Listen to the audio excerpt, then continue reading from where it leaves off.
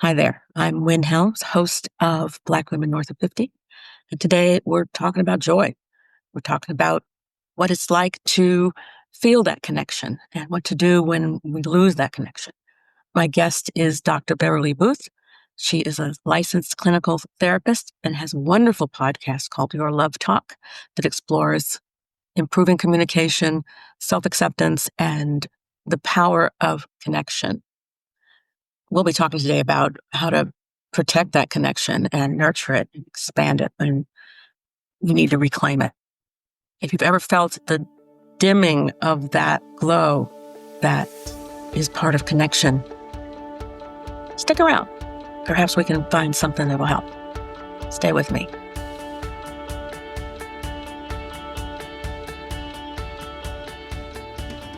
I'm real happy to have Dr. Beverley Boothe here today talk about joy, something that we can confuse with happiness. And joy, to me, is that deep place of connection. What does it look like for you? And how can we lose it sometimes when we get older? Yeah, it's so nice to be here, Wynn. And so, yeah, joy and happiness, people sometimes confuse them. And I see joy as this inner peace. I see it from a faith-based perspective in terms of what gives me purpose and fulfillment. When it comes to happiness, we can go through different circumstances in life. And then, if it's a bad one, then we don't feel happy anymore. If it's a good one, then we feel happy. And we may confuse that with joy because we think, oh my gosh, I'm feeling this contentment on the inside. But really, for me, it's a faith-based piece that talks about living my purpose and knowing that, my own worth and holding on to that peace and that joy no matter what circumstances I'm going through. What do you do when it seems as though joy has taken a back seat to life? How do you find it again? Yeah, well, number one, I think for me, taking a back seat is mostly because in that moment I'm going through circumstances that are overwhelming. And so it feels like I don't have joy. And that's because I may confuse it with I'm feeling sad in this particular moment. And because I'm feeling sad, I don't really think that I'm feeling joyful on the inside, right? But it doesn't really go away. It's still there. It's just almost like suppressing that moment. So I think for me, when I am feeling really more sad, I don't feel like I have this joy, then I have to almost like be quiet. My main thing is learning how to be still, learning how to be in a place where you can go deep on the inside and begin to really understand that you're going through a situation that's not going to last forever. Right. Right? So in the moment, what can I do then to experience that joy on the inside? And it may mean for me that, I'm in prayer, that I am going for a walk, that I'm taking care of myself, whether that's exercising, sometimes just withdrawing from people and just being quiet so I can actually hear that small Yes. voice on the inside that tells me of what my next steps are. And then once I experience this peace, then I know that that joy is still there on the inside. Did you know this when you were younger? Did you grow up in a spiritual-based household and talked about and knew about joy? We didn't talk about I did grow up, my mother, very devout Christian, went to church with her. I don't know if we've had that discussion about joy. No, actually, we did not have a discussion about joy. Um, However, I think for me, I was one of those kids that was really mature for my age. I thought so anyway. And I and I really didn't, even though there was peer pressure all around me and there were circumstances, didn't, my family, parents had struggles. However, I think for me, I always retreated in prayer. And I think as I grew older, I began to understand the difference between, I might be happy today, may not be happy the next day. However, joy is something that will always last as long as I'm in tune and connected with the creator. And it just took time to be able to understand that, and through Absolutely. just having that relationship with God. Mhm. Yeah, I believe in the mind, body, spirit connection. Yes. And some of us call it God. I do. And some of us call it connection with nature, with the universe. And finding it, protecting that can be so difficult. What do you do when you're trying to reclaim that space Mhm. that is so sacred and it seems to have just kind of gone away because of life circumstances? Yeah, I think for me, one of the things you talked about nature, walking is something that's really important to me, being outside, walking. I also, when I walk, I put on some meditation, whether it's music, or I may just put on someone that's a motivational person that really will help me just to stop and reflect. And whenever I do that, I'm able to be in this place where I begin to look within again, and I begin to change the negative messages that might be going through my mind about my circumstances, and begin to look at how I can, again, go deep on the inside and hear that small voice that speaks. And whenever I do that, that's when I'm able to be centered again, because it's easy to get off centered. And so that's what I do to be in a place of introspection. And I also find that sometimes, you may, because it's great to have support systems and you're talking through things with other people. That can be very helpful. However, what I realize is many people have their own opinion of how you should handle a situation. And it's not until I stop and begin to hear my voice, or the voice that God that's the voice of God speaking to me, that I'm able then to say, okay, this is what I should do. Or sometimes I don't know what to do, right? But then I have to be in a place where I can still feel a sense of peace. And when I sense this peace, that's when I know that joy is still there. I just may not feel it in that moment, but it's still there. Right. It's important. You were mentioning talking to someone, finding community Yeah. that believes the same way you do is so important for people who have struggling to find their community, their tribe. What kinds of things can they do? And I'm saying that, and you're saying, be still. It's not something that you can, what am I trying to say? Um, Finding that still small voice Mhm. is not something that can be manufactured. And I think a lot of people are looking for it and don't realize they have it and always have. Yeah. And it's not something that gets promoted, I guess, as we're younger. It's just something that gets tossed away sometimes Yeah. from life, from things we have in life. And for you, it sounds like you have a spiritual community where you can connect. Yeah, I do have a spiritual community. There's people that I call on. There's a women's group that I was a part of in my church that we really support each other. When we talk things through, we pray for each other. If I say, you know what, I need folks to come on over and pray, they will jump on the bandwagon and say, okay, what time? So I really appreciate that.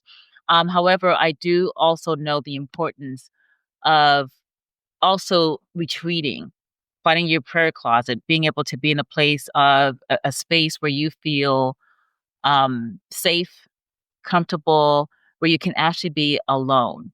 And many people, I know even myself, I'll usually retreat to others first and say, okay, come on, come pray for me. Come, let's talk this through, which is great. And we all need that, but it should never take the place of also stepping away and being still to really hear that voice.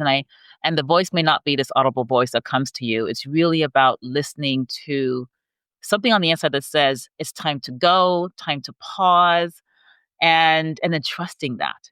And I had Yeah. to learn to trust that. Doesn't mean I get it right out every time, but it also begins to tell me that this is the time that you need to move or do Right. something. If it's the wrong decision, then it's okay. We can step back and we can recalibrate and begin to redo it again. Right. I call it resetting, Resetting. getting Mhm. still and resetting. Yes. Um, Mhm. yeah, and there's that difference between being lonely and being alone. I know that there are a lot of Yeah. people who are afraid to be alone, Yeah. or reticent to be alone, and Mhm. that's where it lives. That's where joy lives, and Exactly. sometimes we forget that that's the truth. Um, Yes. Let me ask you this: what was the most recent time you did something fun for yourself? Okay. Let me see. Fun for myself. I love being at the beach, and I think the last time I was at the beach was probably a year ago. It was terrible.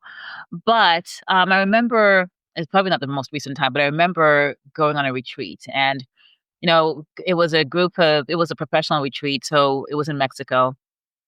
I decided that I'm going to go, I'm going to leave everything behind for, I guess it was about 5 days and was going to go. And I remember my mom calling me and saying, I called her and I was checking in on her and she said, "Aren't you lonely?" So I said, "I'm lonely." And I was like, "Absolutely not." I was able to step outside. I was able to just look at the water, lay there and journal and just appreciating that stillness and Yes. seeing the waves. It's truly amazing. I think almost each day, I go for walks. Like yesterday, just the most recent thing, I just got up early in the morning and I went for a walk.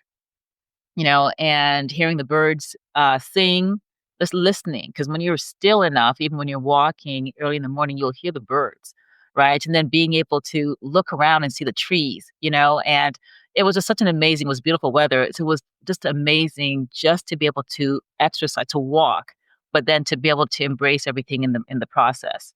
And listening with your whole body, not just Hmm. your ears, Yes. is a part of being still and reconnecting. Would we agree with that? You totally, totally correct. And as I just call it mindfulness, being in a place where, you're not distracted by what's going to happen later on that day. Right. It's being present and being able just to receive everything. Because when you're present, that's when things become a lot more clearer. So there are times then, I try to do that as much as I can, almost like daily. And then, so that's how I self care. And the other thing that I do to self care is I will go for a massage, and I'll rest, Nice. right? Love doing that. And because once I'm laying there and someone is just taking care of me, I love my person that I go to. She does Thai massage, and she will, stretch my body. I can tell her where I'm aching. She can sense where I'm aching, and then she takes care of me, and I'm able just to rest. And being able to receive that way is really important, and realizing that, self care is going to help you, whether it's rest, whether it's proper nutrition, whether it's exercise, whatever those things are. Being able to self care is how I take care of me so I can experience then that inner peace and inner joy. And it's something that's hard to explain. I was thinking about talking with you, and it's really such a personal thing Yeah. that everyone experiences differently. And I wonder, there are people who don't recognize that they have it Yeah. because of life circumstances, and I really believe that everyone has it. It's not Yeah. something that you can manufacture, kind of thing. Yeah, I think the thing that most people need to understand is really separating joy from happiness. Because no matter what, even if things are going amazing today and you think, "Oh my gosh, I've got amazing kids, who are doing what they need to do, on track, or I've got an amazing relationship," whatever those things are, a great job. Reality is, even if things are good in this season, we're going to go through seasons where there's going to be obstacles, there's going to be trials, right? And so it's remembering that seasons do change, right? And so it's not going to last forever. And in those moments when things are not great, you're not going to feel like you're not going to be happy, right? You don't say, "Oh my gosh, great, this is amazing, but I'm going through this really difficult season," right? We don't do that. But it doesn't mean that it takes away the joy that we have on the inside. And I Right. truly believe that once you are truly connected to that inner source, whatever that looks like for you, that you have to sort of know why you're here, the meaning of why you're here, the purpose for why you're here. Those are things that really will help you to experience joy, that even if you don't feel it, it's still there, And right? You that's know that whatever that's it is that you're going to is gonna pass. and that's a tough one when Yeah. you're in it. Like, Yeah. wait a second, where is that place where I connect with myself, with my God? How do it seems like, no, I'm not connected to anything at this point. Yeah. And finding it is so difficult in that season when things are going, you're having a hard time. Yeah. Yeah. And I think everyone finds it in a different way. I had this moment. This is very silly, but I remember one morning I had a cup of coffee in my favorite mug. It was so and there Yeah. was joy in that. It was not it wasn't anything huge. It was just I just felt good with that Yeah. particular small things, little Yes. bitty things that Mhm. that we have to bring to our day and remember that still small voice Yes. inside that I think everybody has it, but Yeah. it's again, it's hard to explain it. It is. And also, like yesterday, I don't always journal, but I know journaling can be really helpful. Mm, I do have a gratitude journal, right? So I decided that, you know what, let me pick up my journal and I'm going to write down what I'm thankful for, what I'm grateful for. Because in the midst of when you don't feel that you've got this joy, to be mhm. able to stop and say, you know what, let me stop and look at what I'm grateful for, that makes a big difference because it switches your mindset from one that is feeling defeated, feeling like, okay, my life is not where I want it to be, to one that is, you know what, I can still be thankful for two things, for three things, for one thing, to begin to switch that mindset to one that is positive and to realize that there's so much more and it's so much bigger. Whatever we're going through is bigger, than what really truly exists today, right? So it's being able to get to that inner voice that says, okay, you know what? Yeah, I'm going through this, but it doesn't mean it takes away my joy. It's still there. It's still there, and sometimes it's hard to find it, and, Mhm. I don't write it down, I'm not as good as you, Mhm. but I do Do go sometimes. through I go through gratitude every night, and sometimes it's just the sun came out. Yeah. It's just I mean, I gotta find something, some Yeah. little thing that connects me back with my Mhm. authentic self that's always Yes. there, will always be there, and will never, um, do me wrong, let me put it like that. Right. Right. How has this changed in your becoming more mature and a woman north of 50? I didn't even ask you if you were north of 50, but I I'm am. assume you are. How has that place of joy changed in your reckoning of it from when you were in your Yeah. 20s, say? Huh? In my 20s, yeah, from now, I think it's really more wisdom. As you mature and you go through different circumstances in life, you just become more wise, more knowledgeable. I can always look back and say, you know what? I went through these circumstances in the past. And when you're going through things, you feels like it's not going to end, right? It's like, Ever. when is it going to be over? But then what I tell myself is, remember when you went through that and then somehow you got through it, and then you're on the other side. So an example, I went through a divorce, right? And I remember when I was going through divorce, it just felt like hell. Right, You know what I right, mean? It does. exactly. It's like, so you're dealing with the grief of that loss and because you have this fairy tale thing when you're in your 20s that you're going to find the perfect person, you're going to get married, you're going to live happily ever after. And when it doesn't, it feels like your joy is gone, right? Because at one point it's like, okay, I was so, again, happy. I was. But then when you are going through a divorce, you don't feel happy anymore. But I had to remind myself, and that joy still exists, even though I can't feel it and sense it in that particular moment when I was going through it. So, but now I can look back and say, you know what? Even though it was difficult during those days, that time, I can look back and say I got through it, right? And I'm still intact. And so when I go through circumstances now, I can look back and say, this is what I went through. This happened, that happened, but now I'm here. And I think part of when you get older, you can always look back and say, as a point of reference, and realize that, okay, you know what? How did I get through that one? What did I learn from that experience? And Yeah. so you take those lessons and you begin to use them today. And hopefully you can help others as well. That's the whole goal. I always believe that when we go through different things in life, it's really about how then do we use these lessons to help others to go through it. And they may not take your advice, but it's being able to still say, this is how I did it. And maybe that Mhm. can inspire them to be able to do the same. And I know hearing that from someone when I'm in that place is helpful. Doesn't Hmm. fix anything, but it doesn't have to. It just it lends to that connection that I was Yeah. talking about, Yeah, right? you're not alone, and I think No. some people may think that I'm going through this. No one else is going through this in this moment because it can be a very lonely place when you're going through difficulties, right? Yeah. But knowing that others have been through it and gotten to the other side really makes a big difference in helping others. I was going to ask you about what joy you are inviting into your life in this stage of your life. And I'm understanding now for both of us that it's not something that changes. It's it's always in there. It's more expanding that joy. Expanding, identifying that Yes, it's there, going deeper on the inside to realize that, we're fulfilling our purpose, no matter what that is, because it brings joy to know that you are living a life with purpose, whatever your purpose is, right? And understanding that even with circumstances, it doesn't take that away. Right? And so then you can still go deep on the inside and say, "Okay, where am I?" And I think if we don't know who we are, that's really important. If we don't know who we are, then it's really hard to experience joy, right? You feel really lost in who you are. You feel lost in terms of, knowing that there is a bigger purpose beyond yourself. It can't just be you and fulfilling whatever you want. It has to be something bigger.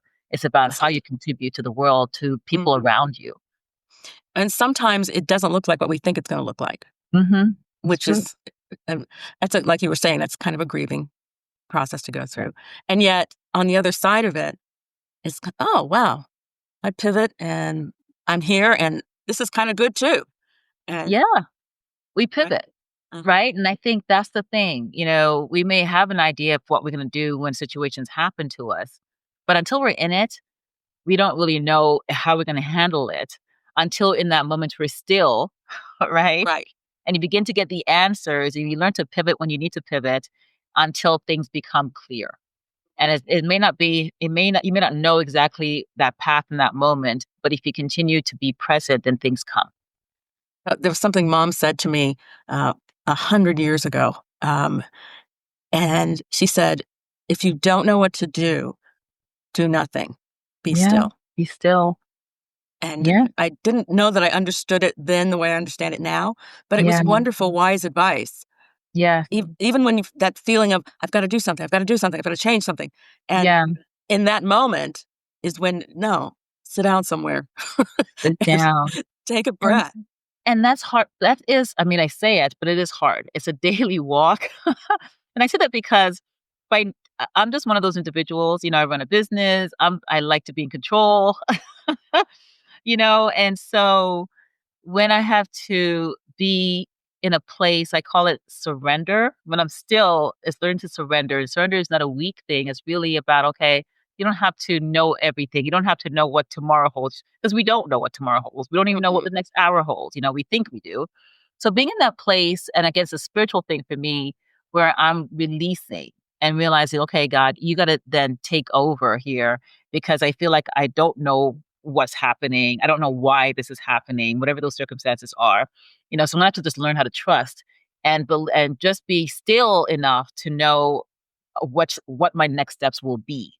Right. Right. And that's being it. And when you're still like that and you're able to hear that inner voice, then you begin to understand the importance of then letting go and surrendering until the next steps is supposed to happen. Right. It brings me back to starting this podcast when I just had to give everything over to God because I Yes. don't know what I'm Yeah. doing. I have no idea. Yeah. And it'll come together if it comes together. And I know your podcast it's wonderful. Um, you talk a lot about connection and about people and relationship. And I think the joy piece comes from being in connection with other people.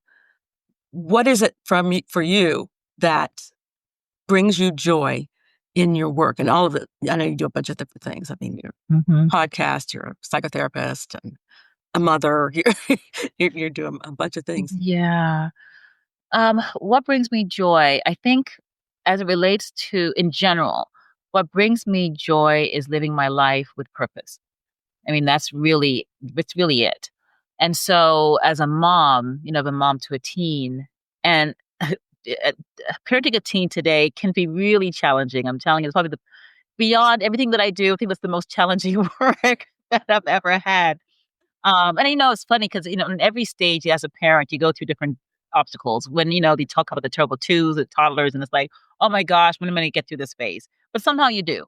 right? And then you have, other things that may come up, and then you get through that phase. And now I'm in this new phase and trying to adjust to that phase. And so being able to be in that place where it's like, okay, you know what? The fact that I have the privilege of being a parent, as challenging as it is, it's still worth it because I am still putting forth my very best to be able to pour into another life that I pray, that God will begin to allow her to find her purpose, right? And also learning from that experience, because it's not just about me pouring in, but she pours into me too, because I learned so much about myself and my triggers and the way that I handle things, and then how I need to change and grow and to be the person that God is calling me to be as a mom, right? So that's there. For my business, again, it's also about being in tune with the spirit to know who should be part of this team,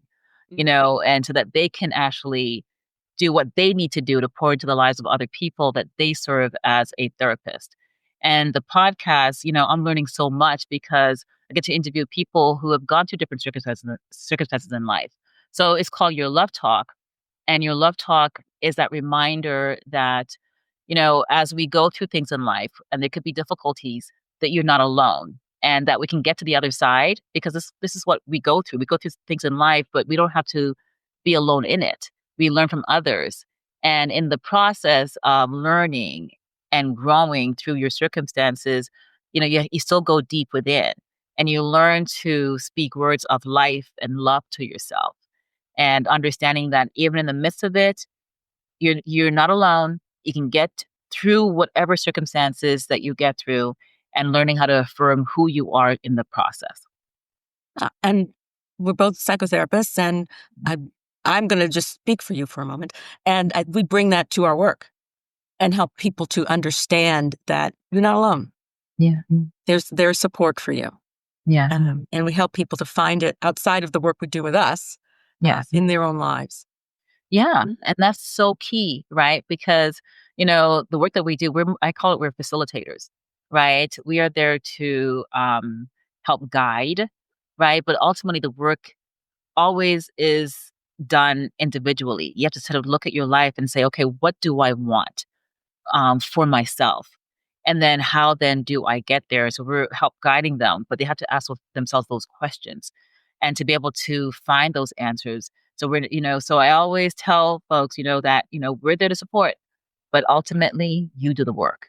Right, right. And that question, what do I want? You get that blank stare a lot Yeah. of times from people. Like, Yeah. okay, well, let's figure it out. Yeah. Let's look inside. Yeah. Well, listen, this has been great, Dr. Beverley. Do you have any closing thoughts on joy and how women north of 50 can reclaim it?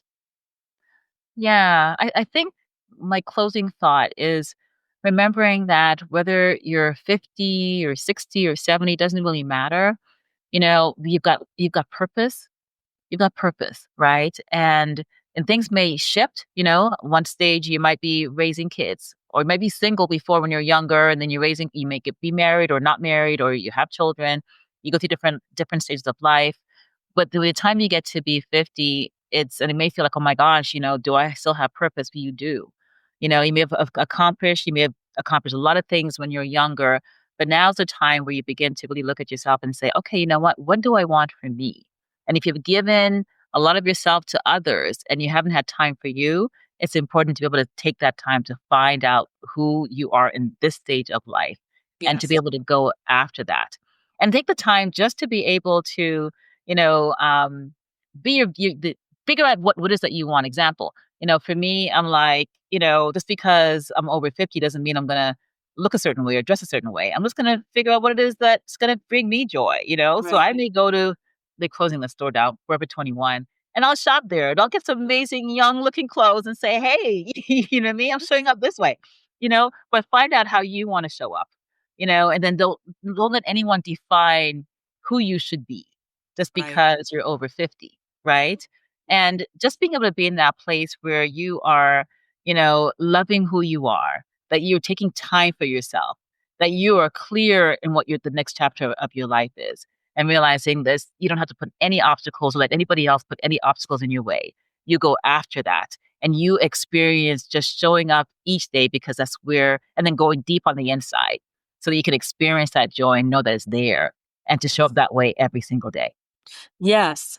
And going to that place of joy that you have been offering to your children their whole lives Yes. and kind of forgetting about yourself Yeah. can be easy to do. And I just have to say, I have so much respect for moms. Yeah. You all go through so much. I just like, Yeah, and it's hard because obviously you wanna be a good steward in terms of making sure you raise your children, and it takes time. Or if you're in a relationship, it takes time, but never let, you know, others become such a priority that you forget about you. yes, Right? it's time to Because you have reclaim to take that. care of yourself to be Yeah. able to take care of others. So never remember to not neglect you, because when you neglect you, that's when you think you don't have joy anymore because you're only showing up for other people. So Yeah. always sort of go deep on the inside and water you. It's like, you have a plant and the roots, you have to water. And if you don't water, then it's gonna be dried up and it's gonna die. Right? So you don't want to have this internal emotional death. You want to be able to water and take care of you and to, get enough rest and to be able to look at what you enjoy doing, whether it's being on the beach or whether it's just sitting in your room and vegging out on a favorite show and or through prayer or gratitude journals or whatever that is, or exercise. Whatever that is, take the time to water yourself so that you can actually bloom, so you can actually be able to contribute to this world. Oh, goodness, that's lovely. Makes me think I need to go water my plants, um, which means I need to take a vacation. Yeah. Anyway, thank you so much, Dr. Beverly, for being with me today and talking about the importance of joy. Thank you so much, Wynn, for having me. It's been a pleasure.